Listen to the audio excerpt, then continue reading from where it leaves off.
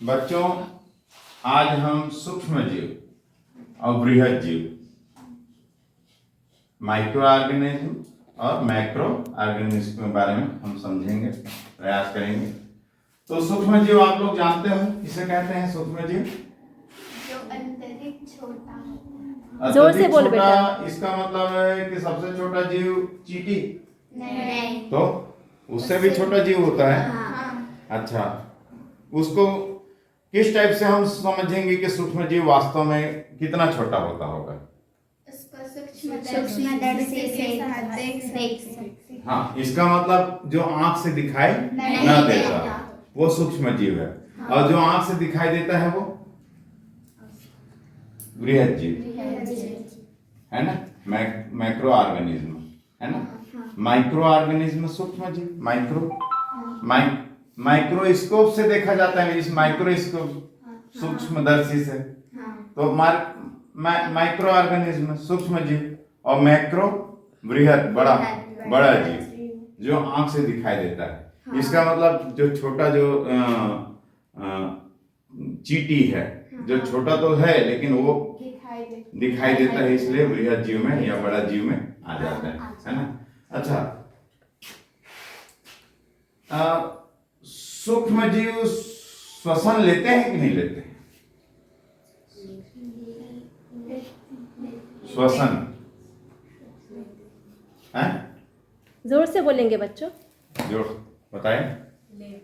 लेते हैं। पक्का? कैसे पता? क्योंकि जीव मतलब सजीव है। और सजीव का एक गुण होता है कि वह बिना श्वसन के, बिना भोजन के, बिना पोषण के, बिना उत्सर्जन के नहीं रह सकता। जिसमें ये गुण नहीं होगा वो सजीव नहीं होगा। वो क्या होगा? निर्जीव होगा ना। जाहिर सा बात है ना। सजीव और निर्जीव के बारे में पढ़े हो ना। सजीव क्या है? क्या क्या गुण हो सकता है सजीव का?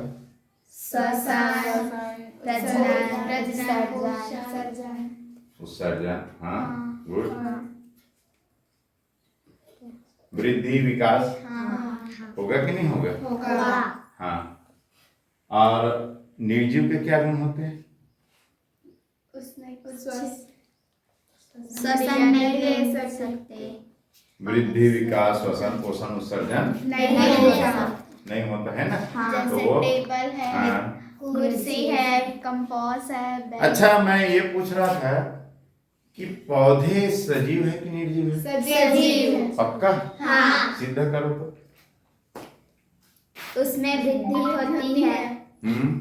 वृद्धि किस टाइप का देखते हैं आप लोग? उसमें क्या वृद्धि देखते हैं? सबसे पहले छोटे रहते हैं, बीज से पहले बीज है, उससे पौधा निकलता है। उसके बाद पेड़ का। हाँ, इसी चीज को समझना है हमको। वृद्धि, विकास। अच्छा, श्वसन की क्रिया करते हैं कि नहीं करते पौधे? करते हैं। पक्का ना? हाँ। श्वसन की क्रिया में कौन सा गैस ग्रहण करते हैं? Carbon dioxide. ये किसने बताया? प्रकाश संश्लेषण में कार्बन डाइऑक्साइड। मैंने तो श्वसन की क्रिया बताया ना बेटा। श्वसन में प्रकाश संश्लेषण भोजन निर्माण की क्रिया है, पता है आप लोगों को? पौधे स्वपोषी होते हैं, अपना भोजन स्वयं बनाते हैं प्रकाश संश्लेषण की क्रिया में। तो प्रकाश संश्लेषण की क्रिया में कार्बन डाइऑक्साइड ग्रहण करते हैं। लेकिन मैं यहाँ पे क्या पूछूं? श्वसन की क्रिया। श्वसन की क्रिया में पौधे, जैसे हम श्वसन की क्रिया में कौन सा गैस ग्रहण करते हैं? ऑक्सीजन। और कौन सा गैस छोड़ते हैं? Carbon dioxide. पौधे श्वसन की क्रिया में कौन सा गैस ग्रहण करते हैं और कौन सा गैस छोड़ते हैं? ऑक्सीजन गैस ग्रहण करते हैं और कार्बन डाइऑक्साइड। पक्का? हाँ। कैसे पता? क्योंकि प्रकृति का चाहे कोई भी सजीव हो, कोई भी, चाहे पौधे हो चाहे जंतु हो, श्वसन की क्रिया में ऑक्सीजन ही ग्रहण करते हैं और कार्बन डाइऑक्साइड छोड़ते हैं। इसीलिए कहा जाता है नहीं कि रात में पौधों का अगर कहीं ये बहुत सारे पौधे हैं या जंगल है या पेड़ पौधे के नीचे में नहीं सोना चाहिए। क्यों जानते हैं? क्योंकि रात को पौधे अपना भोजन नहीं बनाते, लेकिन श्वसन की क्रिया तो करते हैं ना। तो आसपास के ऑक्सीजन को वो श्वसन की क्रिया में ले लेते हैं, इसलिए वहां पे घुटन हो सकता है। इसलिए पेड़ पौधे के नीचे रात को नहीं सोना चाहिए, ऐसा कहा जाता है नहीं, इसीलिए कहा जाता है। लेकिन दिन में पौधे श्वसन की क्रिया तो करते हैं, लेकिन ज्यादातर वो ऑक्सीजन ही छोड़ते हैं। क्यों? क्योंकि पौधे अपना भोजन स्वयं बनाएंगे तो ऑक्सीजन ज्यादा मात्रा में छोड़ेंगे, तो उसको कार्बन डाइऑक्साइड छोड़ने की आवश्यकता क्यों नहीं पड़ती?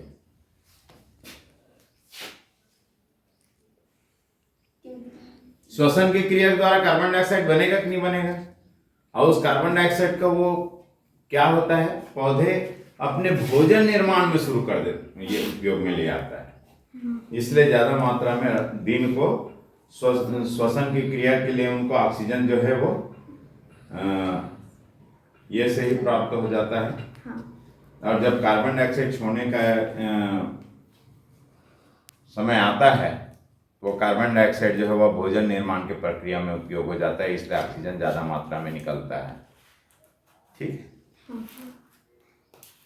इससे संबंधित कोई सवाल? सूक्ष्म जीव, बृहद जीव। सूक्ष्म जीव जानते हैं, एक कोषीय जीव जो जल में रहते हैं, अमीबा, पैरामीशियम, यूग्लिना, नाम सुने?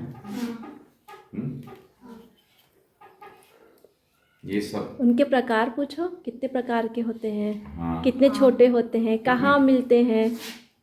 कहाँ पाए जाते हैं? कहाँ पाए जाते हैं जानते? हाँ तो पूछो आप, कहाँ पाए जाते हैं?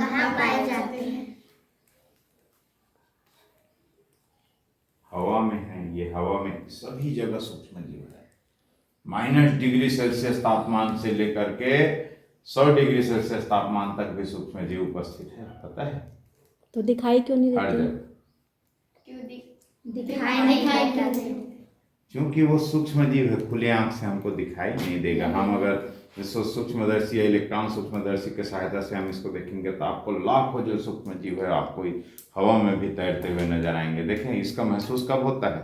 जब एक कदम सर्दी लगता है तो दूसरे में पूरा फैलते जाता है। वो क्या है? सूक्ष्म जीव के द्वारा। वायरस, अभी देखे कोविड, कोरोना का एक के द्वारा दूसरे में फैला, पता चला? दिखाई दिया? कुछ भी नहीं दिखाई दिया। लेकिन प्रोटोजोआ, कवक, फंगस। लेकिन सर, अगर हमें देखना है, घर पर देखना है, तो हम कहाँ देख सकते हैं? हाँ, ये बताओ तुम। घर में आप कहाँ प्रयास करो तो मैं बताऊंगा कहाँ। हाँ, घर पर हम देखते हैं।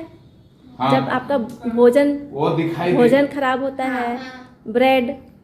अब आप बताओ। काई देखे हो? काई जो जम जाता है ना, वो काई क्या जानते हो? वो बृहद जीव थोड़ी है, वो बड़ा जीव थोड़ी है, लेकिन हमको झुंड में होने के कारण से पूरा दिखाई देता है हरा हरा, लेकिन वो एक सूक्ष्म जीव है, छोटा एक, समझ रहे? लेकिन संख्या ज्यादा है तो हम उसको देख लेते हैं, है ना, लेकिन वो सूक्ष्म जीव है।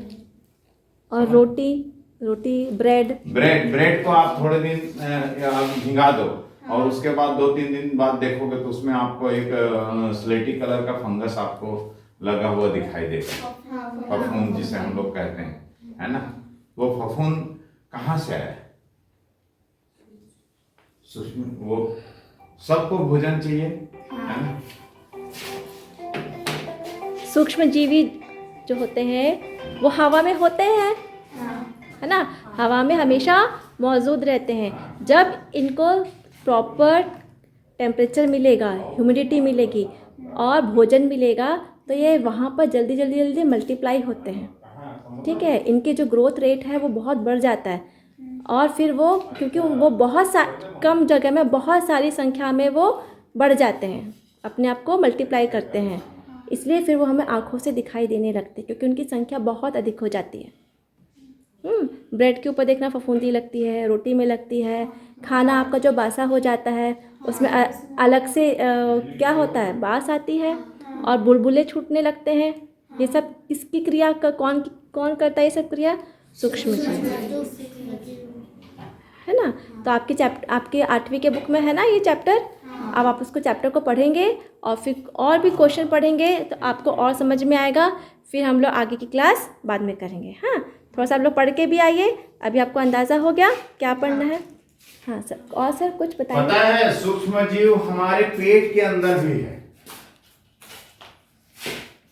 वो सूक्ष्म जीव हमारे लिए फायदेमंद भी है। हमारे भोजन का पाचन भी सूक्ष्म जीवों के द्वारा होता है, पता है?